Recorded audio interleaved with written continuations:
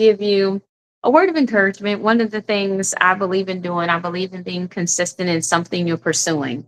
And something I heard yesterday that my husband and I talked about today was ultimately your atmosphere and how what you essentially listen to, buy into, take seriously can shape your world in incredible ways. Some of those ways can make you reach for the stars. Some of those ways can make you settle for what you already had or less than you thought you would have because you just wasn't really running with the right crowd. They say that birds of a feather flock together. We have some of these, nice, catchy phrases that help us to admit or understand our atmosphere.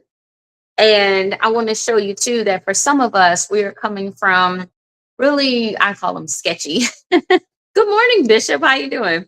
We can come from really sketchy upbringings. And when we come from a sketchy upbringing, it could be really hard for us to be able to focus on what we want because what we are used to is far beneath what we are expecting or what we are hopeful for. The Bible says to think on things that are lovely and that are good and are of a wonderful rapport because these are the things that shape our words. These are the things that shape our thoughts.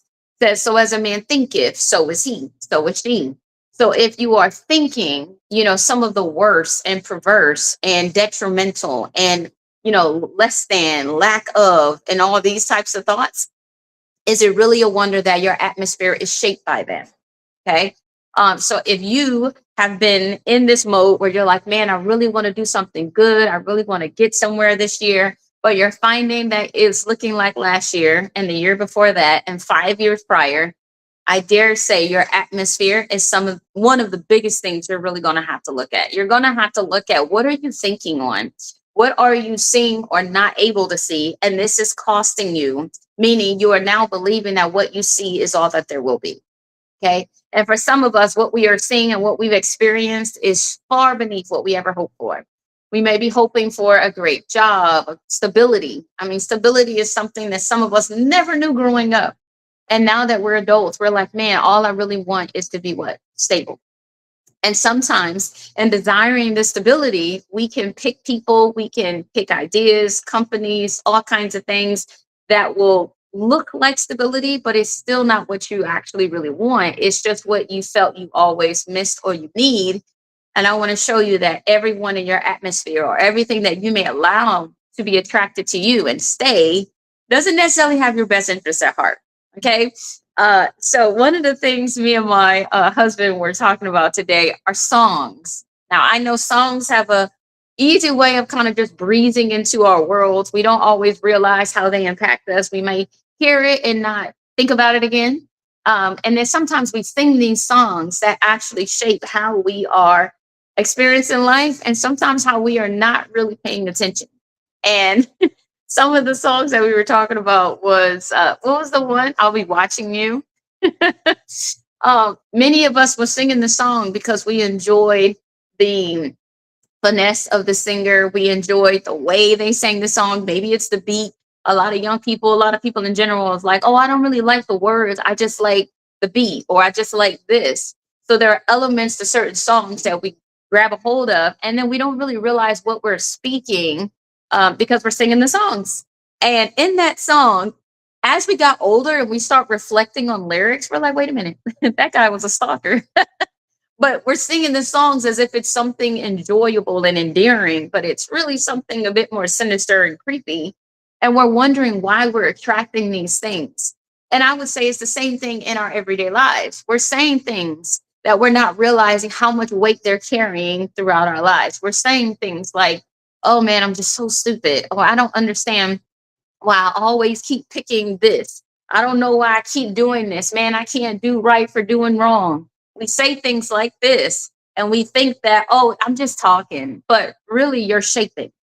Okay. You're shaping your environment. You're shaping what you're going to accept or want to accept, or you have identified as your reality. And when we think like this, we tend to avoid the people that you really need. Okay. In our lives, there are people that you need to get around to get to where you want to be. One of the things my pastor said yesterday that I did enjoy Pastor Apostle Ty Watts. She said that if you want to achieve something, you got to get into the crowd that's already achieving it. How many of us want a better lifestyle or better this or to get married or etc.?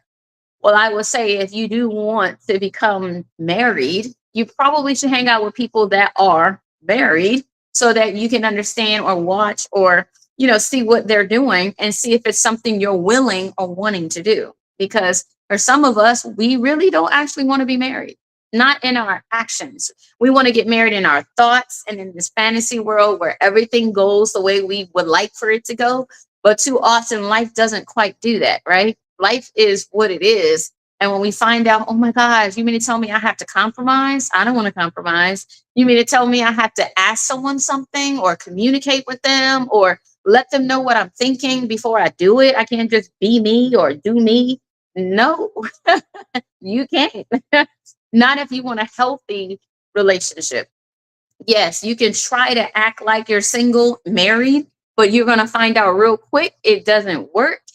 And it's going to cause unnecessary arguments. You're going to feel like, oh, he's trying to control me. Oh, she's always in my business. They supposed to be.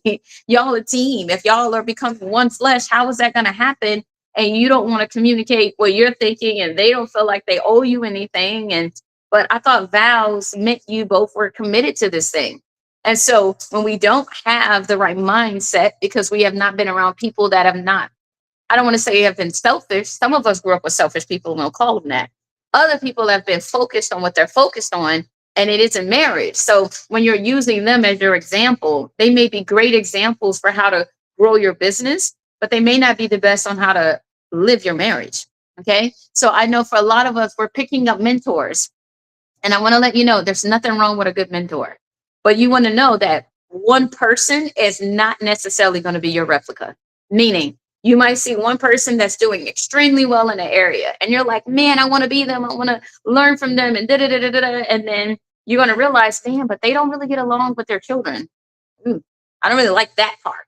So then what you do is you look for a mentor that does have that going for them, that is a really good parent, and you use that part of their relationship to help grow you.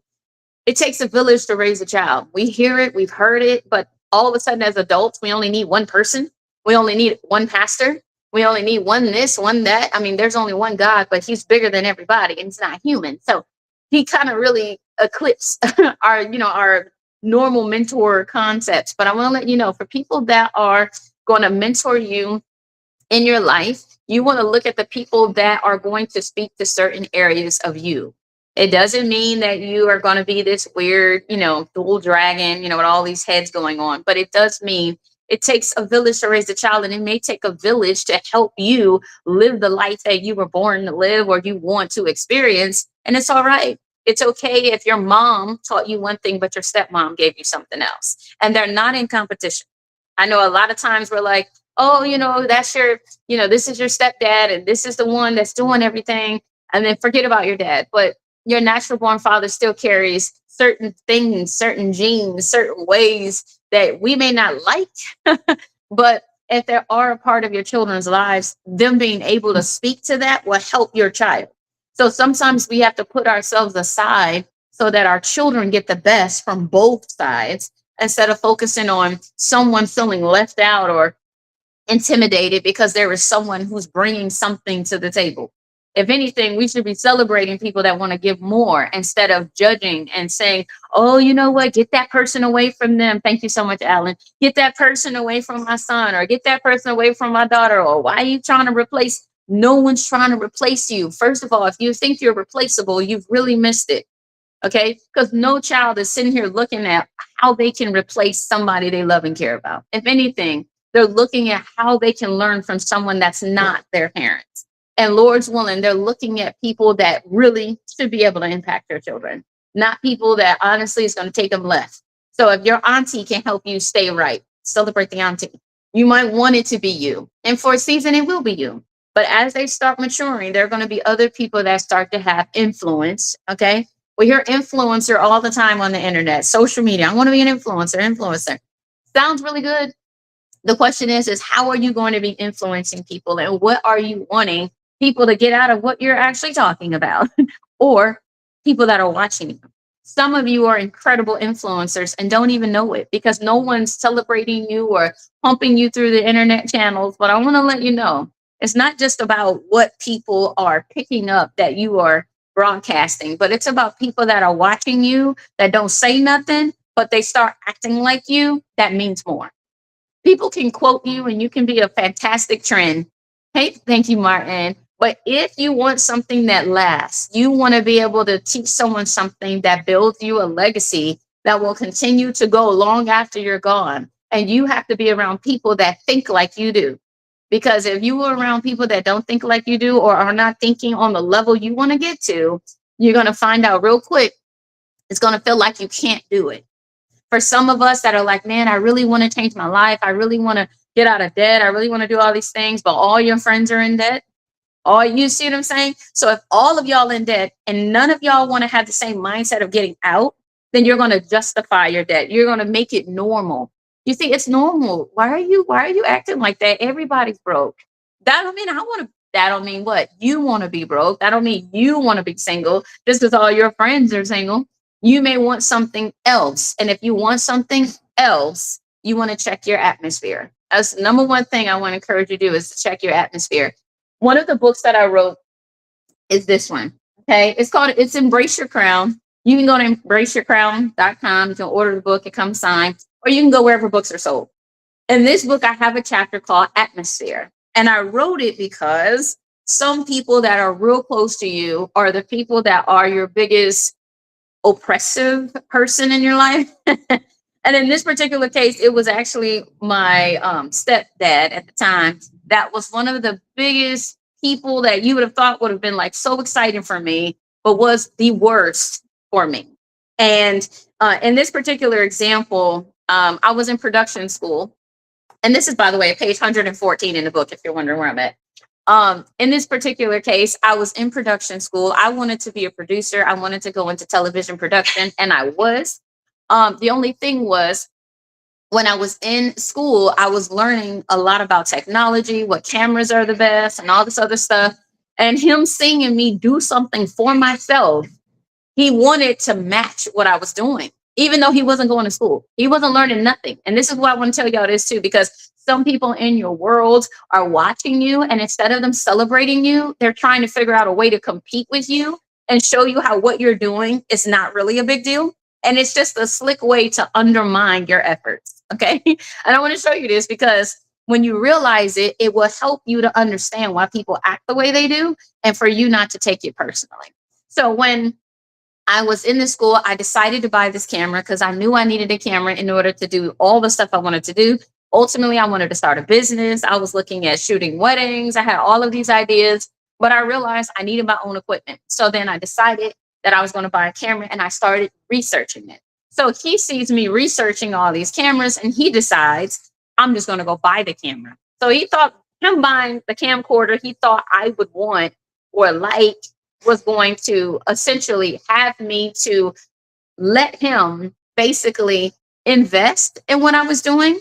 But how many of you know sometimes you don't want certain investors in the mix because they want to dominate what you're doing? They don't want to support you, they want to own you. And that was the energy that it felt like. So I told him, no, I'm good. I got it, because I do. I work to have my own job. So I was making my own money.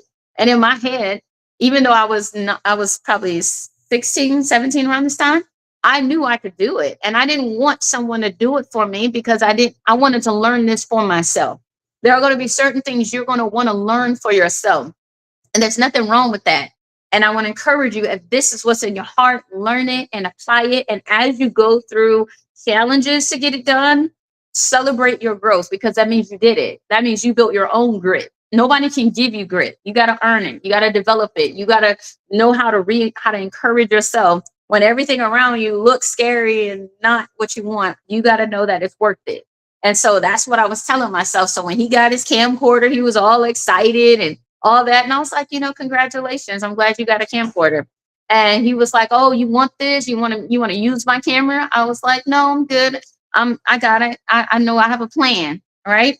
So then a couple of weeks later, I bought my camera. Now my camera had a 3 ccd image quality. So the image quality of my camera was way, way better. He didn't know the things I knew. So when he bought his camera, he just bought whatever was affordable and looked good, I guess. But I bought what I knew I learned in school was going to be the best for what I wanted to do, which was broadcast quality and all that stuff. Back in the day, that's 3 ccd was the best thing. So I was excited, and he was like, "Oh, so you bought your little camera to like show me out? Like, why are you buying a camera? I already bought a camera." I said, "Yeah, but that's your camcorder. I wanted to get my own camcorder." And he's like, "Well, I don't understand why you wouldn't just take mine and just use it. Why are you buying stuff?" I'm like, I said, "No, it's just because of school. I knew what I needed. And so I bought what I needed." And in his head, it was, "Why didn't you go through me to be able to get what you wanted for yourself?"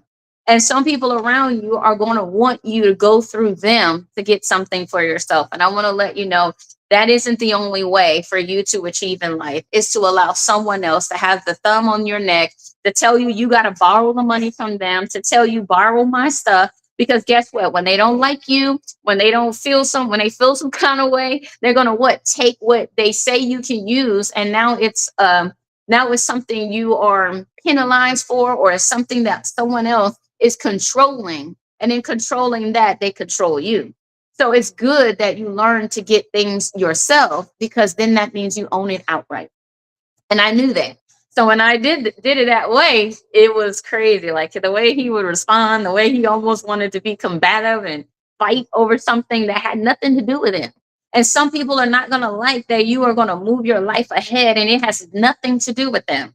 And so they're going to try to find ways to interject themselves into your plans, not for support, but because they want to control your efforts. They want to control your outcomes. They want to make sure you don't do better than them and that you don't advance. And it is one of the most sickening things, but it is something we deal with. And I want you to be aware of it, not so that you get scared and don't do it, but so as you are fighting and moving your life forward, you don't stop doing something that's good for you because of what someone else is trying to do to control your efforts. Okay. So check your atmosphere. Check the people that you're allowing to buy into your company or buy into your vision. I can't tell you how many stories I've heard from people that had great ideas and they thought they were developing good partnerships. And it turned out that partner was only looking to steal their copyright, steal their, intellectual property, or take advantage of their ignorance. Okay. When you don't know things, go study. The Bible says, study to show yourself approved. Hire a lawyer. You might say, "Well, I don't really want to hire a lawyer. That's so expensive." Well, then get Legal Shield. Get something that make it make sense. But what I will encourage you to not do is having an excuse to fail. "Oh, I'm going to just do the best with what I know." Sometimes that ain't good enough, right? Sometimes we can run a race and still lose. It doesn't mean that running the race was stupid. No, it meant running the race showed you where you were. Some of us don't know where we are because we're afraid of we're afraid to be measured. "Oh, I don't want to go against the wall. I don't want to be measured. I don't want to be put in a box." It ain't about being put in a box.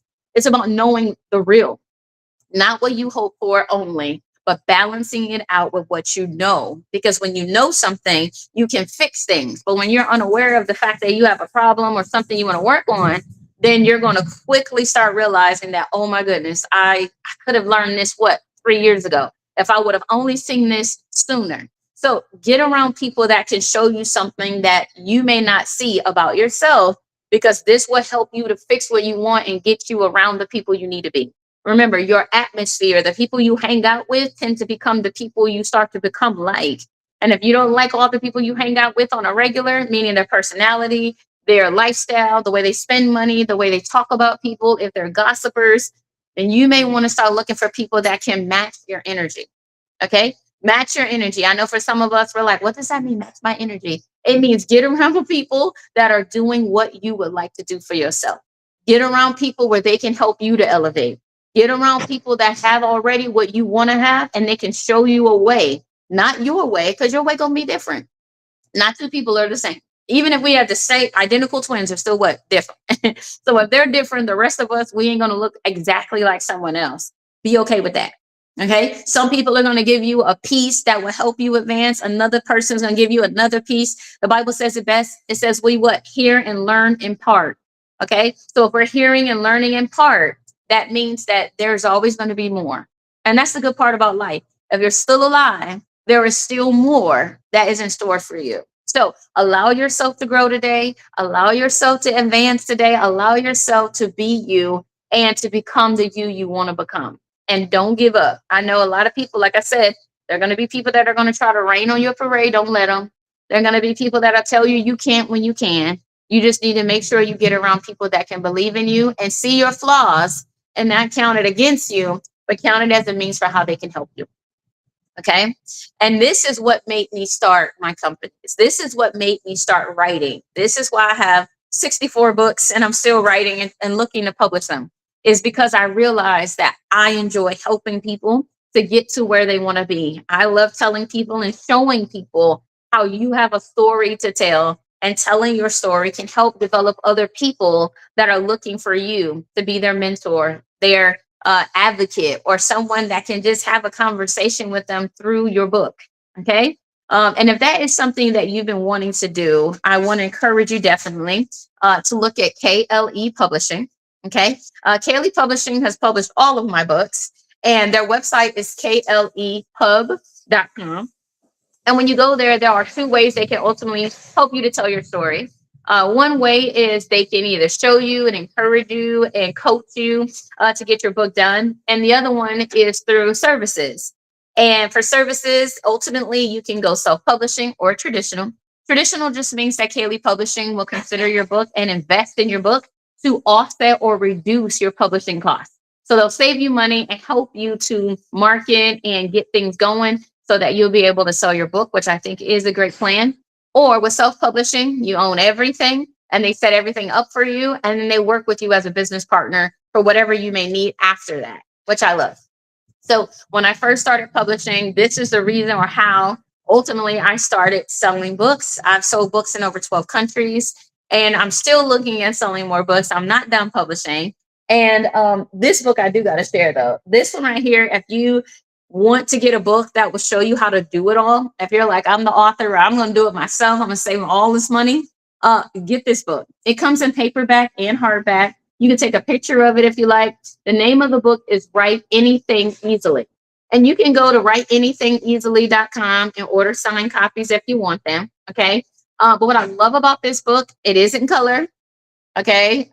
It is 164 pages, but everything you need to do is real simple. All right. And this is the book also that KLE Publishing uses, and with all their clients, which is why I wrote it. And in writing this book, I wrote this book because I wanted to show other authors how I'm doing. So people are like, oh my goodness, how are you writing so many books? How do you have 64 books, Krystal? This. Okay, so I have children's books. I have about 26 children's books. The rest of them are adult books. They span multiple genres. I've done poetry, I've done plays, I've done all kinds of stuff, devotionals, self-help, novels. I have like 4. I'm coming out with some more. So it's a lot that you can do with this book. All right. So if you're looking for the inexpensive way to start your writing journey or to start your authorship business, I want you to get this book. Okay. Paperback, it's about 55, and hardback, it's 75. So if you want to get this book, this is it. But here's the best part. When you order the book, it's going to come with a consultation with KLE Publishing. So what does that mean? Get the book, and when you do, there are QR codes in the book to help you set that appointment, and they'll show you how to use the book.